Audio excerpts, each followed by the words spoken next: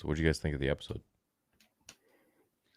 I feel like it's kind of back to basics for the type of Bad Batch, which is just kind of like a filler episode that's, you know, pretty simplistic. There's some kind of crazy things going on, like a 13-year-old gambling in a bar, and everybody just watching it happen. Man, the street urchins are getting paid off a lot of freaking money. They're asking for 10,000 credits. Me and Maul were actually talking about this a little before stream, and you know, Luke sold his used land speeder for 2,000 credits in A New Hope. This kid's asking for 5 used land speeders. Say which way a dog went. Yeah. It's to tell him which way a dog went. In reality, I think Mahler brought it up. The Crosshair would beat the shit out of that little kid. Oh yeah, it would have been so funny. And you know, if you want the end about the reuniting, yeah, what do you think's gonna happen? Think they're all gonna fight? No, I don't think so. I think that it's gonna be like him. He's the one that did this to us, Omega. How could you help? Blah blah blah. And it's gonna be like Omega's gonna be like, well, guys, we're all brothers. You're all on the same team. And everyone's going to listen to Omega because that's what this show's really all about. Everyone listening to Omega at every opportunity. Oh, that was pretty good. You should try it for the show. I think D. Bradley Baker's got it cornered. He literally does every fucking voice in the entire episode, except whoever the girl is. I don't want to take away her role. Yeah, I thought it was cool. I mean, yeah, it was filler up until the fact that they met, and then, yeah, I'm excited to see what happens. Because it's like... I was a little surprised they united him that quick. I thought it would take a little more effort than just message and land on a random moon. But, you know. Yeah, like they're moving quick now, so it's great because usually they move, you know, snail speed. So the one thing I do enjoy watching this show, like definitively, is Crosshair because he just fucking hates everyone and everything. And I wish he'd like, actually take out his rage at more people. That's what I would like to see. Is Crosshair just he's like held back.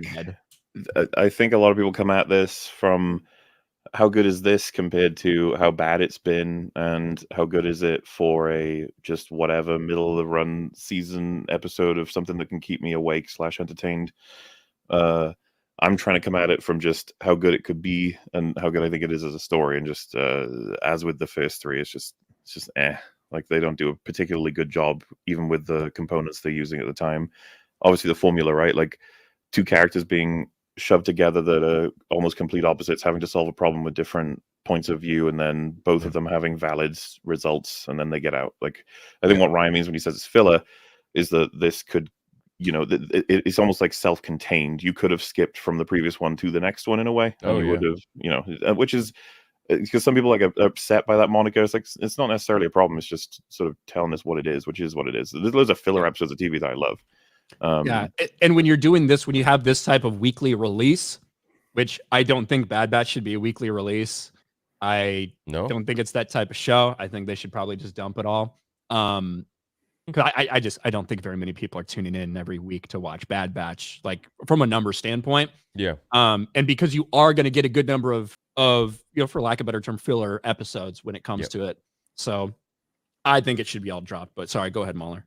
Oh, just that, like, broadly speaking, a lot of the biggest things that happened in this episode are based on pretty weak bullshit. Like, none of it happens if several decisions just randomly don't get made. One of those I thought was funny right at the beginning is it's only once they crash land that Omega's like, oh no, we left the other prisoners behind. I was like, why the fuck did you bring that up at any other point? What the hell? Like, and obviously she brings it up then so that he could be like, you know, there's nothing we can do from now. We got to move on, blah, blah, blah. It's like, yeah, that's fair. But then I was like, wait.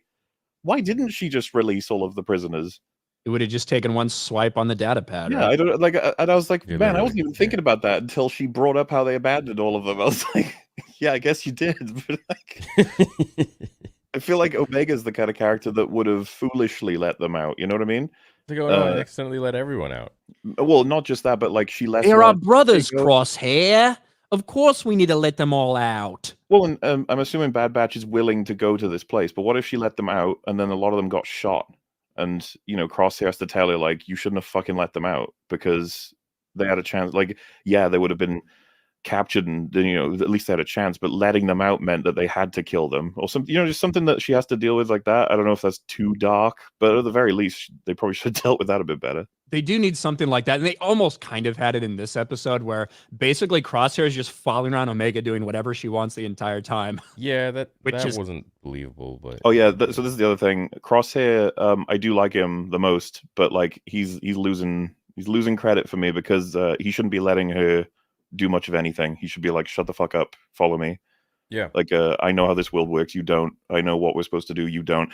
I thought they almost like memed him where he was like, I could take out half the stormtroopers here. Nobody would even fucking know. But I was just like, why you like, I feel like he should be more pragmatic, not like show offy. Like he should be more like, and I don't think they exhaust their options very well either. They're like, oh, we need to find a ship. And they go to this port and they're like, nah, there's no way we can get any ship without alerting basically everybody. I was like, you don't know that. You've looked for like 5 seconds. You have no idea. Like, and then they're like, we need 30,000 credits to fucking bribe this kiosk person. And I was just like, we just decided that's what we're doing, I guess. We haven't tried anything else. Then it's like, hey, gambling. It's like, what the fuck? Slow down. Like, why have we decided this is what we're doing? Yeah. Yeah. I like how they're moving fast, though, because usually they move so freaking slow. It's enjoyable. Yeah. Like, okay, damn, they already met each other. Okay, so they're probably going to team up now, and then they're going to team up with Rex, and then some shit's going to go down, and then they're going to find tech, and yeah.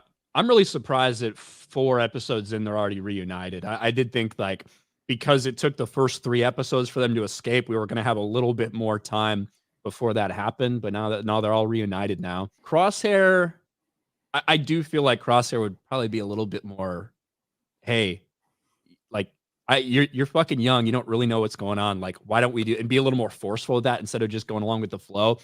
I think what Mahler brought up about if she had, released some people and it had gone badly, I feel like we do need to see a little bit from Omega where she's like, I thought I was doing the right thing by being so empathetic or whatever and like feeling for these people. And she kind of gets like downtrodden because she realized the world isn't that fucking simple. And then Crosshair can get a little softer and be like, listen, Omega, like, I get it. You were trying to do the right thing. Those things happen sometimes or whatever. And him, like, make him softer in that way, understand a little bit and trying to like bump her up after she has a failure instead of kind of what they've been doing. Well, but maybe that will come in this series. I think we'll probably see that at some point in the series. There's so many character opportunities I feel like aren't being taken advantage of. Imagine like she, gets, instead of a kid who knows that where the dog's gone, it's a man, so that we're a little bit more comfortable with beating him up.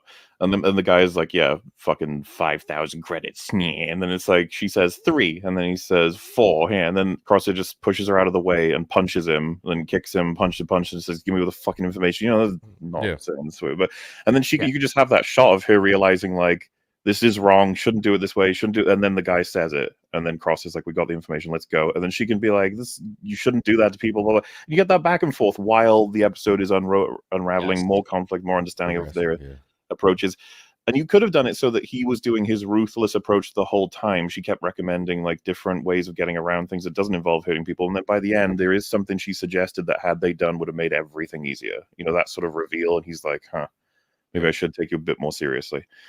As opposed to, I'll go gamble while Crosshair just watches the whole time. Literally, I don't fuck they were thinking with that. And then the stupid captain guy just is like, oh, I happen to be visiting the one bar that you happen to be in, and I happen to want to gamble with you at the same time. And then they happen to tell him about the crash ship just before she's about to leave. I was like, oh, this is so lame. Just like generic, evil, corrupt he was boring Empire officer. Yeah. No, he was horrible. But I think what Mahler described isn't like super. I feel like that's not hard to do, and it's not like complex or anything. But it's something that gives you a little more than the do type of storytelling. It's very segmented, very like quick right now, which is great. Right. Right now, it's and then type of storytelling. Yeah. It's this happens. And then this happens, and then this happens, and then this happens, and there's not much else to it. No, you're right. There's a lot of cartoons out there that people adore, like for the storytelling in them.